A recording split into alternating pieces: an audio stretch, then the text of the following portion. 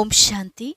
22 अक्टूबर 2023 के अव्यक्त महावाक्य। पहले एक नज़र मुरली के मुख्य पॉइंट्स पर। बाप दादा ने कहा, सभी ब्राह्मण बच्चे बहुत विशेष हैं। कोई न कोई विशेषता हरेक में जरूर है। सबसे पहली विशेषता तो यह है कि कोटों में कोई की लिस्ट में आ गए। जिस बाप को बड़े बड़े जगत गुरु, शास्त्रवादी और महामंडलेश्वर भी नहीं जान सके, उसे तुम बच्चों ने जान लिया है। तो बाप को जानना यह कितनी बड़ी विशेषता है। फिर बाबा ने कहा, अब समय है माया को दूर से ही पहचान कर भगा देने का। तुम्हारे पास जो साइलेंस के साधन हैं, उनके द्वारा माया को पहले ही परख लो। ऐसा ना हो कि माया आवे, तुमको हिलाए और फिर तुम उसको भगाओ। यह भी टाइम वेस्ट हुआ ना। कभी यह नहीं कहना क्या करूं, कैसे करूं, अभी तो पुरुषार्थी हूं, संपूर्ण थोड़े ही बना हूं। यह संकल्प करना भी जैसे माया को चाय पानी पिलाना है। हर समय हर कर्म करते त्रिकालदर्शी पने की सीट पर सेट होकर रहो। कोई भी कर्म करने से पहले सोचो, फिर करो। पहले सोचना यह ज्ञानी तू आत्मा का गुण है, और करने के बाद सोचना यह हो जाता है पश्चाताप का रूप। परिस्थितियां तो आएंगी ही, चाहे स्वयं द्वारा, चाहे औरों के द्वारा, चाहे माया द्वारा या प्रकृति द्वारा। लेकिन अगर स्वस्थिति शक्तिशाली है तो परिस्थिति उसके आगे कुछ भी नहीं है। और लास्ट में बाबा ने कहा, अब तुम्हें समय और संकल्प, इन दोनों खजानों पर अटेंशन रखना है। चेक करो सारे दिन में श्रेष्ठ और शुभ संकल्प कितने जमा किए। सदा स्मृति रहे, पूरे कल्प के लिए जमा करने की बैंक अभी ही खुलती है। सतयुग में यह बैंक फिर बंद हो जाएगी।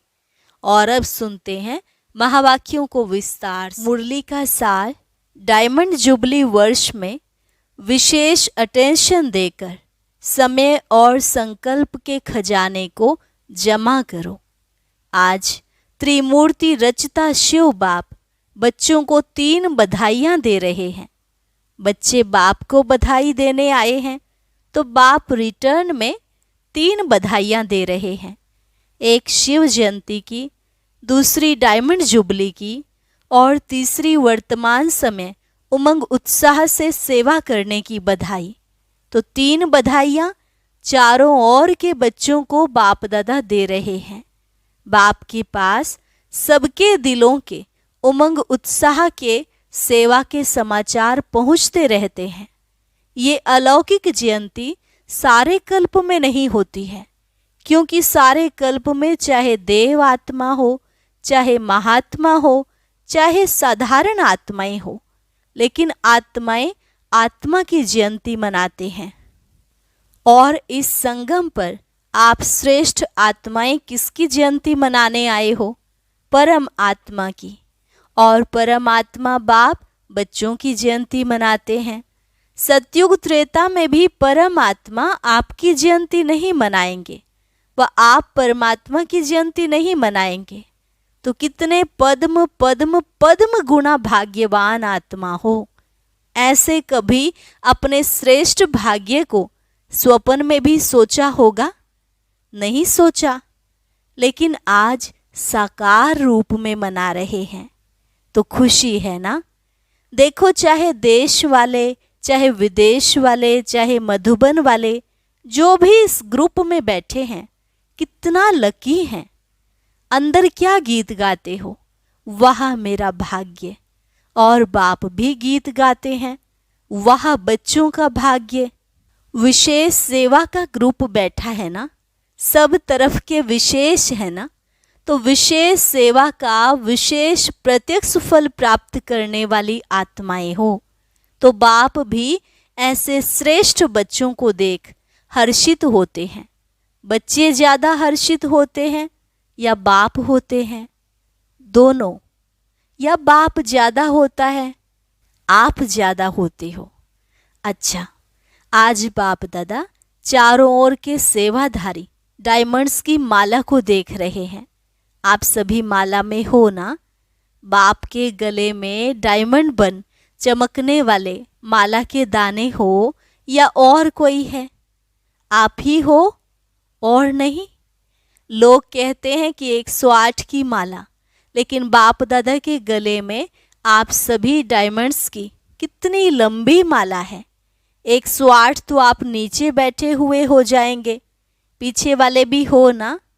पहले पीछे वाले देखो, ये भी त्याग का प्रत्यक्ष फल है कि बाप दादा पीछे वालों को ज़्यादा मुबारक देते हैं और उससे ज़्यादा नीचे वालों को। बाप दादा हर एक बच्चे की विशेषता को देखते हैं। चाहे संपूर्ण नहीं बने हैं, पुरुषार्थी हैं, लेकिन ऐसा एक भी बाप का बच्चा नहीं है जिसमें कोई विशेषता नहीं हो। सब में विशेषता है। सबसे पहली विशेषता तो कोटों में कोई की लिस्ट में तो है ना। और विशेषता ये है कि बड़े बड़े तपस्वी महान आत्माएं 16,108 जगत गुरु, चाहे शास्त्रवादी हैं, चाहे महामंडलेश्वर हैं, लेकिन बाप को नहीं जाना। और बाप के सभी बच्चों ने बाप को तो जान लिया ना। तो बाप को जानना ये कितनी बड़ी विशेषता है। दिल से मेरा बाबा तो कहते हैं ना, मेरा कहकर अधिकारी तो बन गए ना। तो इसको क्या कहेंगे? जिसने बाप को परख लिया, पहचान लिया।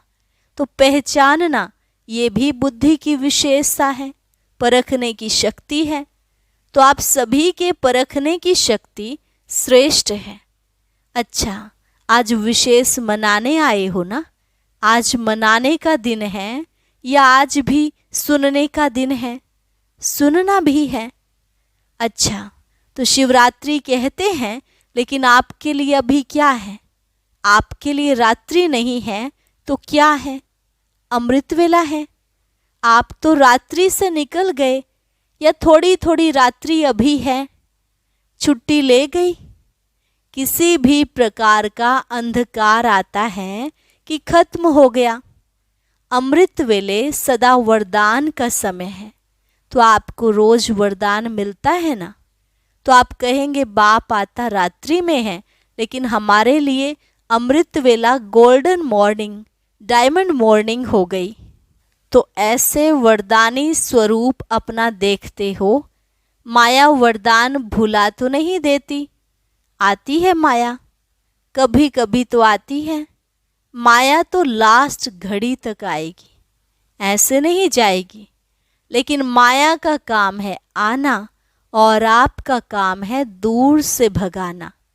आ जावे फिर भगाओ, ये नहीं। ये टाइम अभी समाप्त हुआ।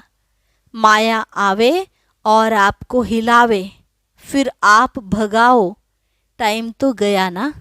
लेकिन साइलेंस के साधनों से आप दूर से ही पहचान सकते हो कि ये माया है। इसमें भी टाइम वेस्ट नहीं करो। और माया भी देखती है ना कि चलो आने तो देते हैं ना, तो आदत पड़ जाती है आने की। जैसे कोई पशु को, जानवर को अपने घर में आने की आदत डाल दो, फिर तंग होकर भगाओ भी, लेकिन आदत तो पड़ जाती है ना। और बाप ने सुनाया था कि कई बच्चे तो माया को चाय पानी भी पिलाते हैं। चाय पानी कौन सी पिलाते हो? पता है ना? क्या करूं, कैसे करूं, अभी तो पुरुषार्थी हूं, अभी तो संपूर्ण नहीं बने हैं, आखिर हो जाएंगे। ये संकल्प चाय पानी है। तो वो देखती है, चाय पानी तो मिलती है। किसी को भी अगर चाय पानी पिलाओ तो वो जाएगा कि बैठ जाएगा। तो जब भी कोई परिस्थिति आती है तो क्यों, क्या, कैसे, कभी कभी तो होता ही है। अभी कौन पास हुआ है? सबके पास है। ये है माया की खातिरी करना। कुछ नमकीन, कुछ मीठा भी खिला देते हो और फिर क्या करते हो? फिर तंग होकर कहते हो अभी बाबा आप ही भगाओ। आने आप देते हो और भगाए बाबा। क्यों? आने क्यों देते हो? माया बार बार क्यों आती है? हर समय हर कर्म करते त्रिकालदर्शी की सीट पर सेट नहीं होते हो। त्रिकालदर्शी अर्थात पास्ट, प्रेजेंट और फ्यूचर को जानने वाले। तो क्यों क्या नहीं करना पड़ेगा? त्रिकालदर्शी होने के कारण पहले से ही जान लेंगे कि ये बातें तो आनी हैं, होनी हैं, चाहे स्वयं द्वारा, चाहे औरों द्वारा, चाहे माया द्वारा, चाहे प्रकृति द्वारा। सब प्रकार से परिस्थितियां तो आएंगी, आनी ही हैं।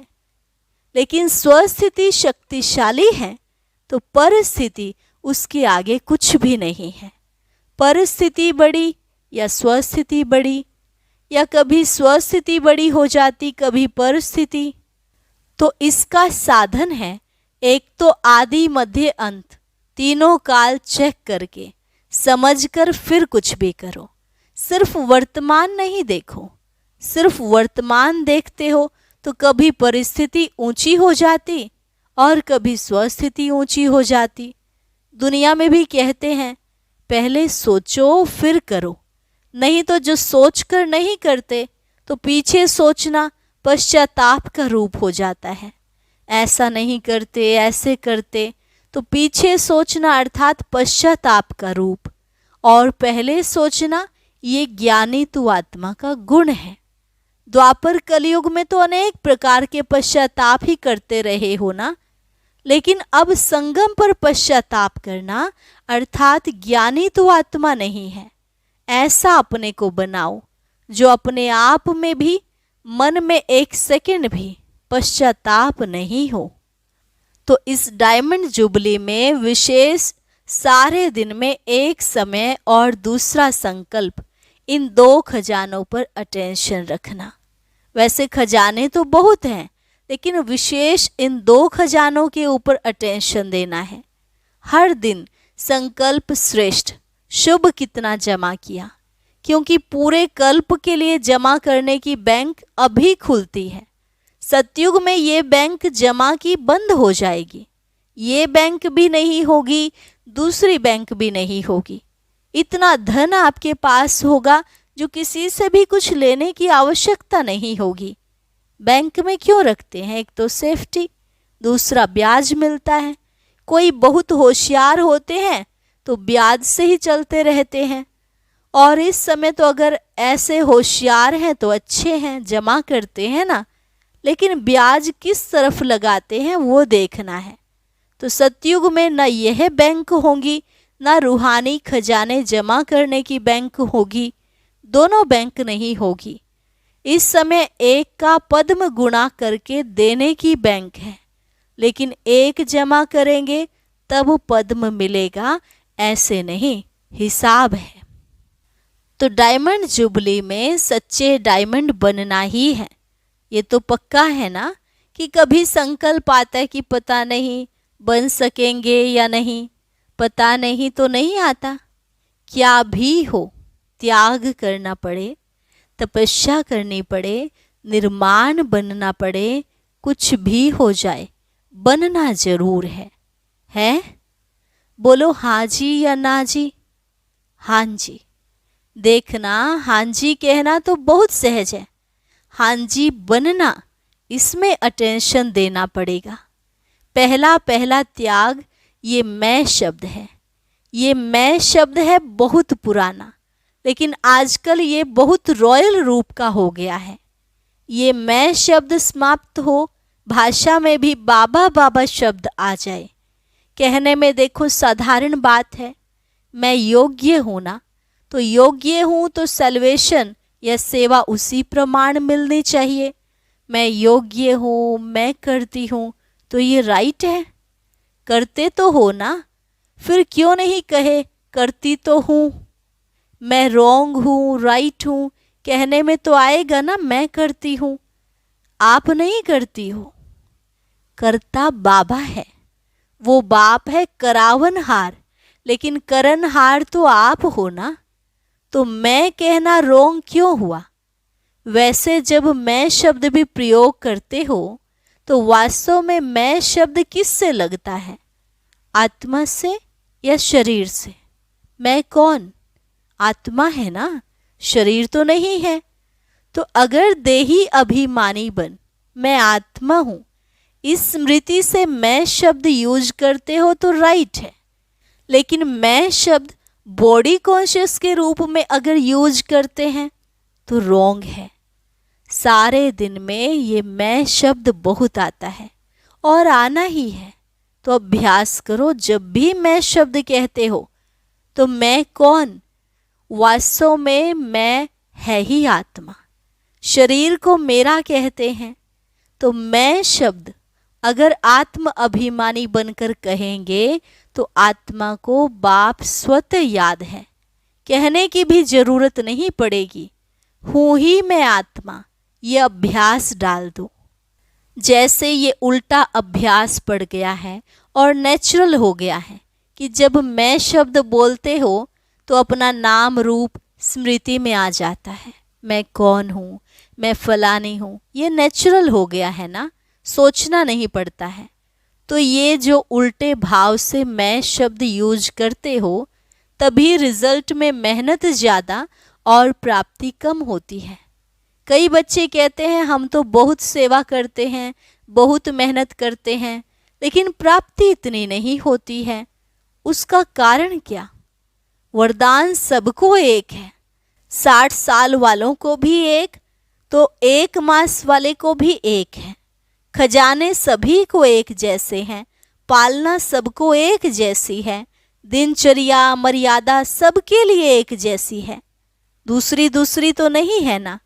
ऐसे तो नहीं विदेश की मर्यादाएं और हैं, इंडिया की मर्यादाएं और हैं, ऐसे तो नहीं, थोड़ा थोड़ा फर्क है, नहीं है। तो जब सब एक है, फिर किसको सफलता मिलती है, किसको कम मिलती है? क्यों? कारण बाप मदद कम देता है क्या? किसको ज़्यादा देता हो, किसको कम, ऐसे है? नहीं है। फिर क्यों होता है? मतलब क्या हुआ? अपनी गलती है, या तो बॉडी कॉन्शियस वाला मैपन में आ जाता है, या कभी कभी जो साथी है उन्हों की सफलता को देख ईर्ष्या भी आ जाती है। उस ईर्ष्या के कारण जो दिल से सेवा करनी चाहिए वो दिमाग से करते हैं, लेकिन दिल से नहीं, और फल मिलता है दिल से सेवा करने का।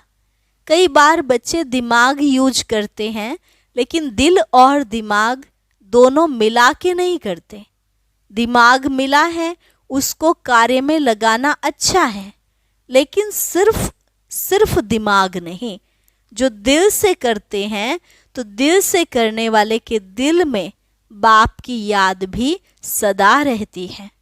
सिर्फ दिमाग से करते हैं तो थोड़ा टाइम दिमाग में याद रहेगा, हाँ बाबा ही कराने वाला है, हाँ बाबा ही कराने वाला है, लेकिन कुछ समय के बाद फिर वो ही मैपन आ जाएगा।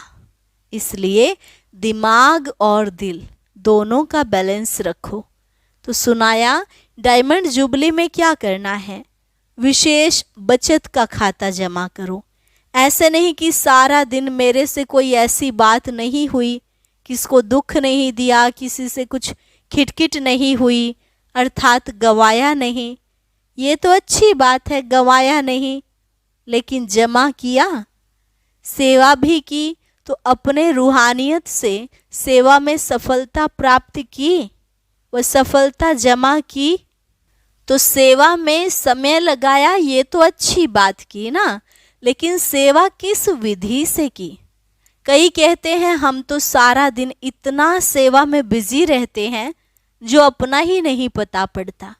बिजी रहते हैं ये बहुत अच्छा, लेकिन सेवा का प्रत्यक्ष फल जमा हुआ कि सिर्फ मेहनत की? सेवा में समय 8 घंटा लगाया, लेकिन 8 ही घंटे सेवा के जमा हुए? समय जमा हुआ कि आधा जमा हुआ? आधा भाग दौड़ में सोचने में गया।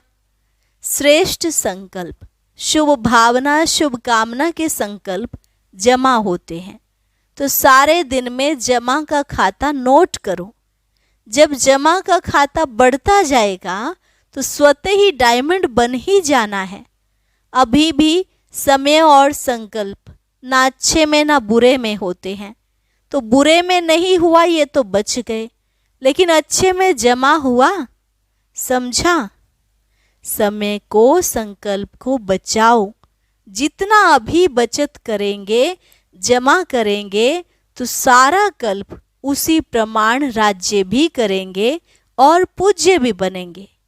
चाहे द्वापर से आप साकार रूप में तो गिरती कला में आते हो, लेकिन आपका जमा किया हुआ खाता आपके जड़ चित्रों की पूजा कराता है। तो सब ये नोट करना, तो मालूम पड़ जाएगा कि व्यर्थ व साधारण समय कितना होता है, साधारण संकल्प कितने होते हैं। लेकिन एक अटेंशन रखना, अगर मानो आपका आज के दिन जमा का खाता बहुत कम हुआ, तो कम देख करके दिल शिकस्त नहीं होना, और ही समझो कि अभी भी हमको चांस है जमा करने का। अपने को उमंग उत्साह में लाओ, अपने आप से रेस करो, दूसरे से नहीं, अपने आप से रेस करो कि आज अगर 8 घंटे जमा हुआ तो कल 10 घंटे हो। दिल शिकस्त नहीं होना, क्योंकि अभी फिर भी जमा करने का समय है। अभी टू लेट का बोर्ड नहीं लगा है, फाइनल रिजल्ट का टाइम अभी अनाउंस नहीं हुआ है। जैसे लौकिक में पेपर की डेट फाइनल हो जाती है, तो अच्छे पुरुषार्थी क्या करते हैं? दिल शिकस्त होते हैं या पुरुषार्थ में आगे बढ़ते हैं?